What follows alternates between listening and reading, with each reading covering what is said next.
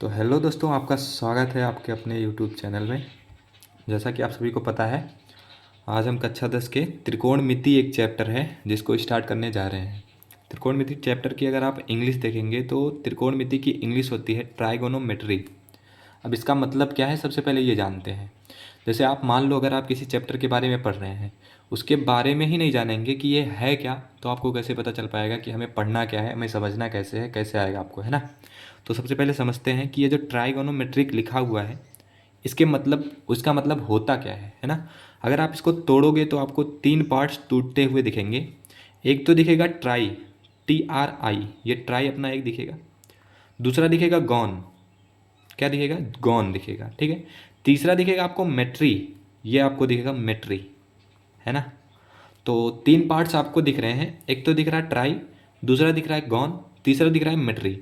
अब तीनों के मतलब हमें समझने हैं कि इन तीनों पार्ट्स के मतलब क्या है। देखो भाई, अगर कहीं भी ट्राई आपको लिखा मिलता हो तो आपने पढ़ा है कि ट्राई का मतलब होता है तीन। क्या होता है, तीन होता है भैया। ट्राई का मतलब होता है तीन, ठीक है। गॉन, गॉन का मतलब होता है भुजा।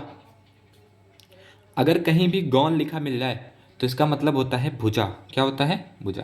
आपने कक्षा 9 में पढ़ रखा है कि भुजा बनती कैसे है, भुजा से कोण कैसे बनाया जा सकता है, किरण क्या होती है, रेखा क्या होती है, आपने कक्षा 9 में पढ़ रखा है, ठीक है।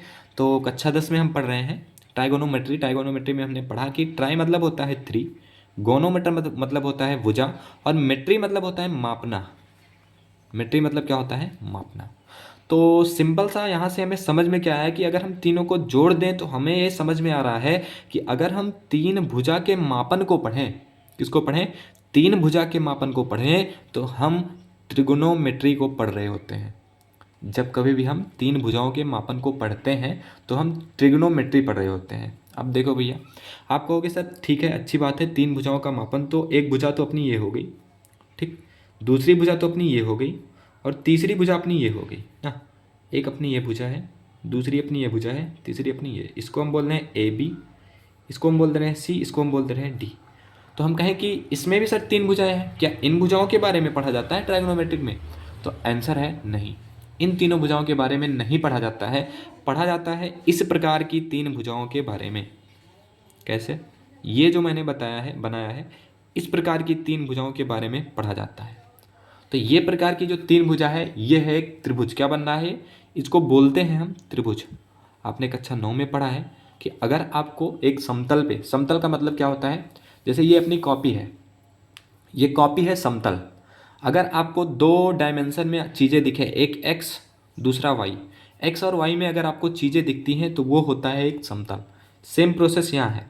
अगर आप त्रिभुज को देखोगे तो त्रिभुज तो है एक प्लेन पे दिख रहा है, मतलब कॉपी में हम त्रिभुज बना पा रहे हैं। सिंपल सा आप समझो कि अगर हम कोई आकृति कॉपी में अपने बनाने में सक्षम नहीं होते हैं, मतलब अगर हम अपनी कॉपी में बनाते हैं तो वो अजीबो तरह बनती है, तो वो आगे कहलाती है थ्री डायमेंशन, त्रिविमीय। उसको हम त्रिविमीय आकृति बोलते हैं। और ये जो त्रिभुज है, ये है टू डायमेंशन, इसको बोलते हैं द्विविमीय। क्यों, क्योंकि इसको हम कॉपी में बना पा रहे हैं। ऐसी कोई भी आकृति जिसे हम कॉपी में बना पाते हैं उसे हम कहते हैं समतल पर बनी आकृति या फिर टू डायमेंशन। समझ में आई बात? तो चलते हैं, आगे चलते हैं। तो ये अपना त्रिभुज है, इसके बारे में हमें पढ़ना है, ठीक। अब देखो, त्रिभुज भी कई प्रकार के होते हैं। जैसे आपने पढ़ रखा होगा, समबाहु त्रिभुज होते हैं, विषमबाहु त्रिभुज होते हैं, और जो है समद्विबाहु त्रिभुज होते हैं, समकोण त्रिभुज होते हैं। बहुत सारे त्रिभुज आपने पढ़ रखा है ना। तो किस त्रिभुज के बारे में पढ़ना है? उन त्रिभुजों में से एक प्रॉपर त्रिभुज है जिसके बारे में हम त्रिकोणमिति में पढ़ते हैं। तो प्रॉपर त्रिभुज है कौन सा, बात ये आती है। तो जब ये बात आती है तो हम कहते हैं वो प्रॉपर त्रिभुज जो है वो होता है एक समकोण त्रिभुज। कैसा त्रिभुज? एक समकोण त्रिभुज, ठीक भैया। अगर हम कहें कि नाम देते हैं तो ये अपना A है, ये अपना B है, ये अपना C है। समझ में आई बात? हमने कहा कि भाई तीन त्रिभुजों के बारे में हमें पढ़ना होता है। अगर हमें त्रिभुज के बारे में पढ़ना है तो किस त्रिभुज के बारे में पढ़ना है? तो आप कहोगे सर समकोण त्रिभुज के बारे में हमें पढ़ना है। तो अब आगे चलते हैं। ये हमने एक समकोण त्रिभुज बनाया। अच्छा, समकोण त्रिभुज होता क्या है ये पहले समझो। देखो, पहले कोण ही समझ लेते हैं कि कोण क्या होता है। आपने कक्षा 9 में पढ़ रखा है, लेकिन अभी फिर से एक बार समझ लेते हैं। देखो, जब दो किरण बनाई जाए, किरण का क्या मतलब होता है? अब देखो, बनाया जाए क्या, दो किरण, किरण के ढाल को, के बीच के बीच के ढाल को कोण कहते हैं, कोण कहते हैं।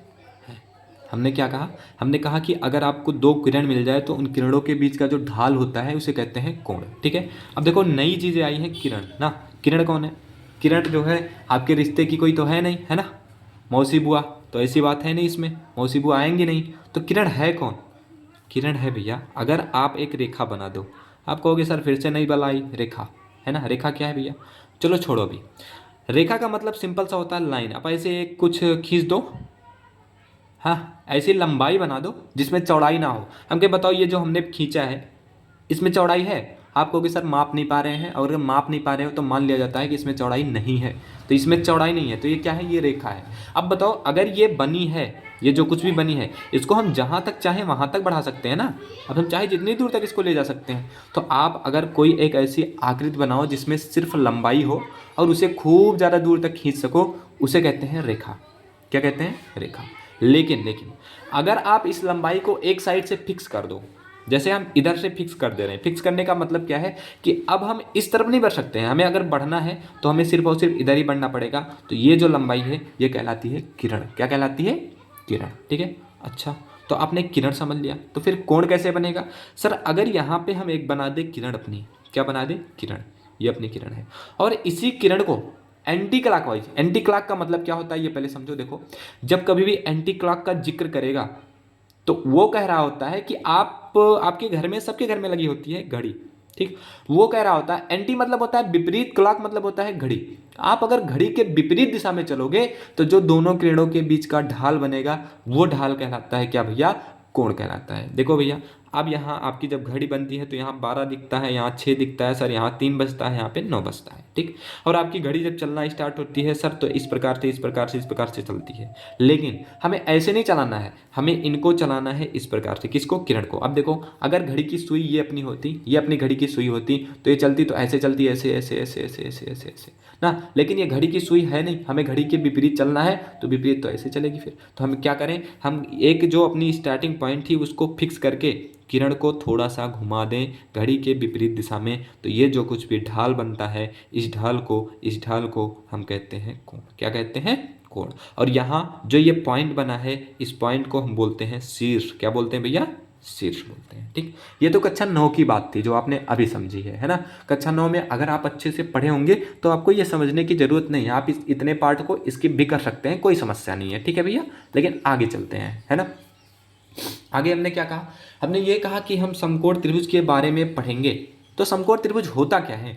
होता का मतलब है कि अगर कोई एक कोण, ऐसा त्रिभुज जिसमें कोई एक कोण 90 डिग्री का हो जाए, तो वो जो कोण है, वो जो त्रिभुज है, वो कहलाता है समकोण त्रिभुज। जैसे देखो, ये अपनी किरण थी, ये अपनी किरण थी, इस किरण को हम इतना ज़्यादा घुमा दें, इतना ज़्यादा घुमा दें कि दोनों किरण के बीच का जो ढाल है ना वो 90 डिग्री आ जाए। कितने डिग्री आ जाए? 90 डिग्री। तो ये जो कोण है ये कहलाएगा समकोण। अब आप अगर ध्यान से देखोगे, हम कहें कि सर ए और सी जो अपना बना है ये एक किरण थी, और ए और बी वही किरण थी, उसको हमने घुमाया है, तो घुमाने पर जो ये ढाल बना है ये अगर 90 डिग्री बनेगा तो ये जो कोण है ये समकोण कहलाएगा। बताओ बात समझ में आई कि नहीं?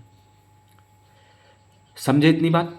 आशा करते हैं आप लोगों को समझ में आ रहा होगा। और अगर भाई समझ में आ रहा है तो एक लाइक तो बनता है ना, लाइक कर दीजिए जल्दी से, ठीक है भैया। चलिए आगे चलते हैं। तो ये 90 डिग्री है अपना, है। अगर एक 90 डिग्री का एंगल बन गया किसी एक त्रिभुज में तो वो त्रिभुज कहलाता है समकोण त्रिभुज। आप याद कर लीजिए, आप रट लीजिए, आप अपनी कॉपी में लिख लीजिए, आपको जो अच्छा लगे आप वो कीजिए।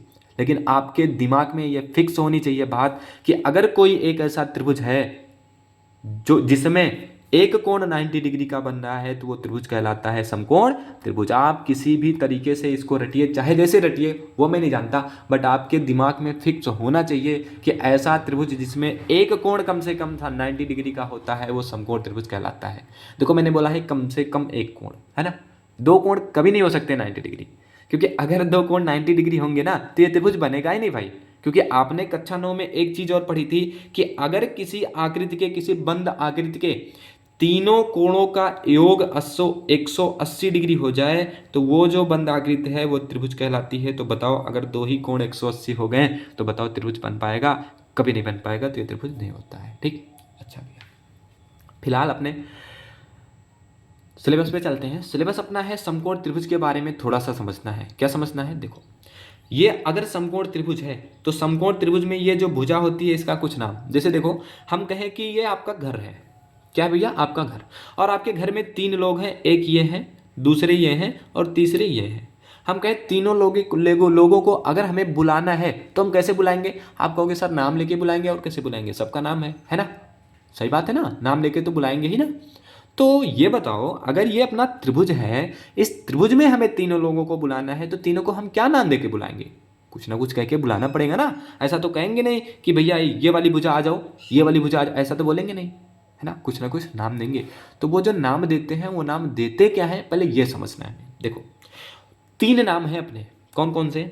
आपको सबको पता होगा। एक नाम तो है लंब, दूसरा नाम है भैया कर्ण, तीसरा नाम है भैया आधार। क्या नाम है? आधार। 3 नाम है। अब 3 भुजाएं थी तो 3 नाम रहेंगे ही भैया। 3 नाम है। अब ये तीनों नाम में से कौन सा नाम किसका है ये बात है। जैसे मैं बोलूँ मेरे पास 3 लड़के हैं, एक है अमित, एक अमित है अपना, है ना, और एक है अंकुर, अंकुर है एक, और एक है मानस। अब 3 लड़के अपने पास हैं, अमित है, अंकुर है, मानस है।